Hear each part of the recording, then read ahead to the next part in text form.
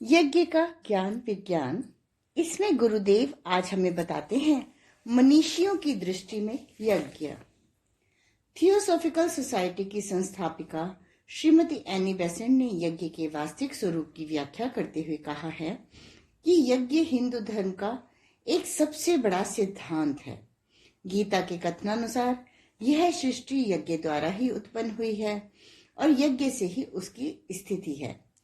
उसके तीसरे अध्याय के 8वें श्लोक में बताया गया है कि जिस आदि यज्ञ से भूत मात्र उद्भव होते हैं वही कर्म है।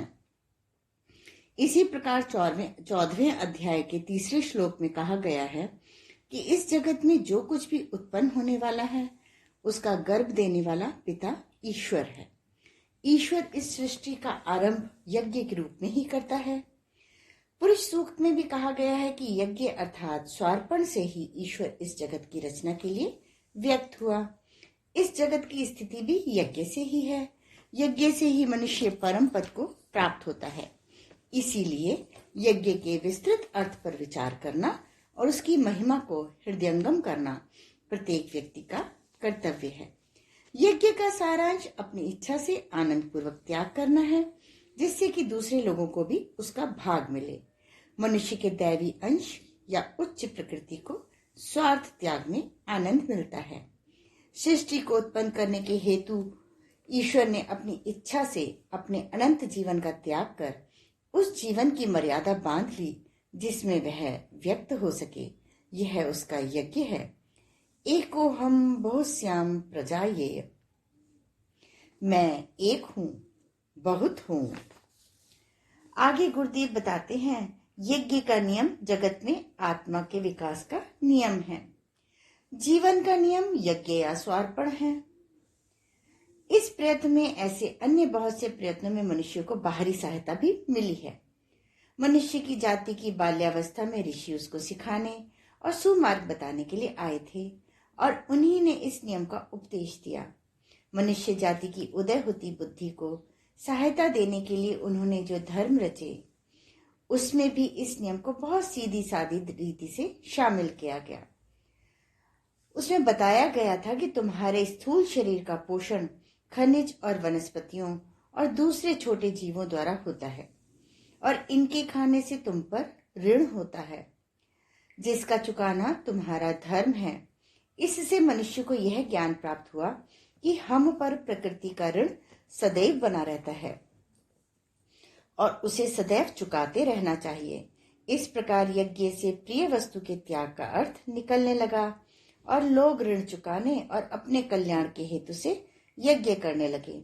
आगे की शिक्षा के फल से यज्ञ का फल स्थूल लोक का ना होकर सूक्ष्म लोक का सा हो गया और क्रमशः वह स्वार्पण की सीढ़ी बन गया।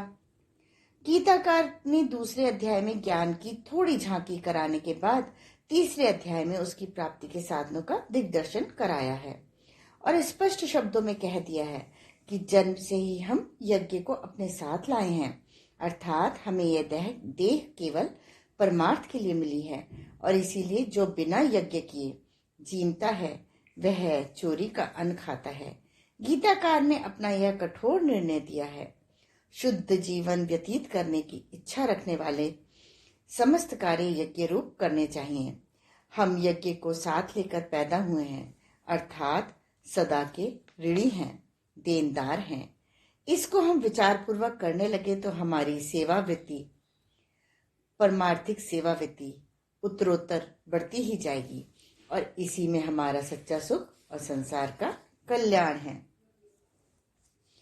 गुरुदेव बताते हैं कि सेवा में अपनी सुविधा के विचार का कोई स्थान नहीं होता। सेवक की सुविधा को देखने वाला स्वामी ईश्वर है। उसे जो सुविधा देनी होगी वह देगा।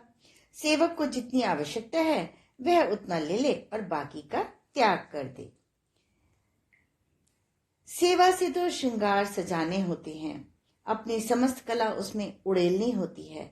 वह है पहली चीज और बाद में है अपनी सेवा। सारांश यह है कि शुद्ध यज्ञ करने वाले का अपना कुछ भी नहीं है और उसने सब भगवत अर्पण किया होता है।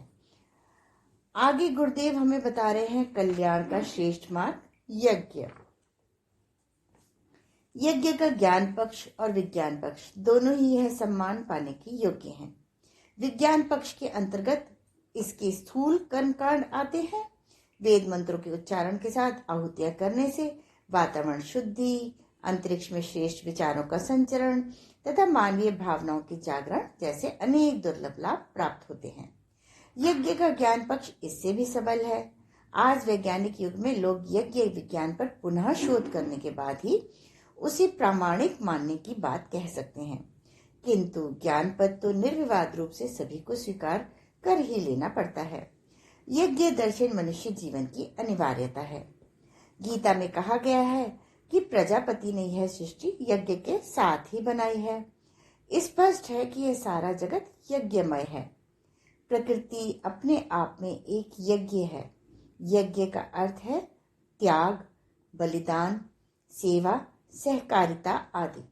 समाज में जब तक यह वृत्तियां जागृत और सक्रिय रहेंगी तब तक समाज के विकास में कभी बाधा नहीं आ सकती।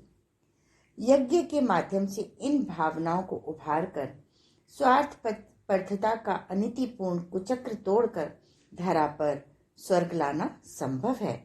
जो हमारे लिए उपयोगी है उसे हम समाज के लिए अर्पित कर दें, सबके हित में उसका उपयोग होने दें। यज्ञ कर्म कांड द्वारा यही भाव पुष्ट किया जाता है। अपनी चीज केवल अपने लिए की भावना विकार पैदा करती है।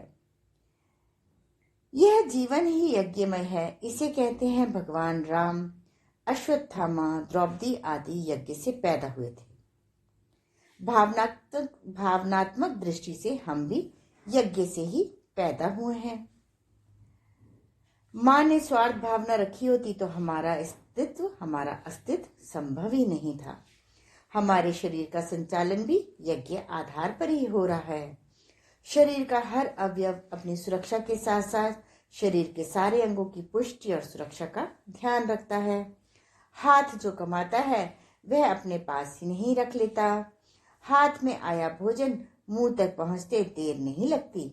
मुंह उसे चबाकर उसमें और भी रस मिलाकर उसे आगे बढ़ा देता है। पेट उसका पाचन करता है, परंतु रोकता कुछ भी नहीं। वह रस को रक्त में मिला देता है, मल को आगे बढ़ाता रहता है। रक्त भी उस प्राप्त रस को सारे शरीर में पोषण के लिए संचारित करता रहता है। हृदय के पास रक्त का भंडार रहता है, किंतु वह किसी भी क्षण उसे अपने पास रोकता नहीं। स्नायु मंडल, मस्तिष्क सभी का एक ही क्रम है। अपने को प्राप्त उपयोगी वस्तु सबके उपयोग के लिए आगे बढ़ाते रहने का क्रम बढ़ाए रखना। अगर यह क्रम रुक जाए तो शरीर में रोग फूट पड़े तथा अस्तित्व ही खतरे में पड़ जाए। प्रकृति का संतुलन भी यज्ञ क्रम से ही चल रहा है। प्रकृति हर चरण पर एक वस्तु को दूसरे चरण के लिए उपयोगी बनाकर आगे बढ़ाती रहती है।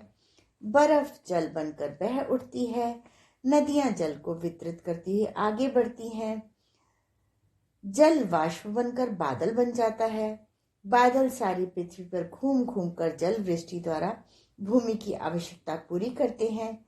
यही क्रम पौधों, वायु, जमीन, खाद आदि तथा अन्य रूपों में भी समझा जा सकता है। यह यज्ञ भावात्मक सहयोग मनुष्य एवं पशु और वनस्पतियों के बीच में भी होना चाहिए। जहां से यह वृत्तियां जागृत होंगी वहां सदा सुख शांति का निवास रहेगा। आज के स्वाध्याय का क्रम यहीं समाप्त होता है। अगले क्रम में गुरुदेव हमें फिर से बताएंगे कल्याण का श्रेष्ठ मार्ग यज्ञ। धन्यवाद।